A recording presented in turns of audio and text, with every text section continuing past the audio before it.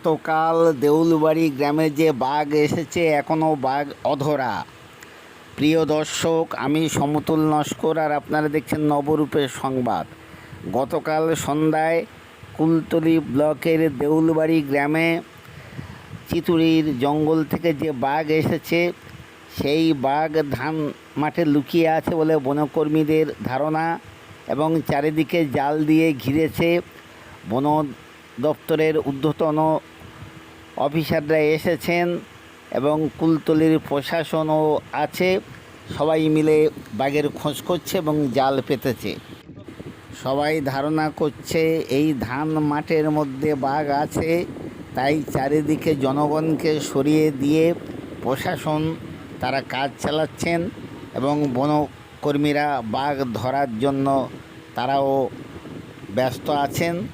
চলুন দেখে নেওয়া যাক কীভাবে তৎপর হয়ে আছে বনকর্মী এবং প্রশাসন, যাতে কোনো অঘটন না ঘটে তার দিকে লক্ষ্য রেখে ডিভিশনাল ফরেস্ট অফিসার, ডিএফও এবং ঊর্ধ্বতন বন বিভাগের কর্মীরা তারা এলাকায় হাজির, লঞ্চ নিয়ে, গাড়ি নিয়ে।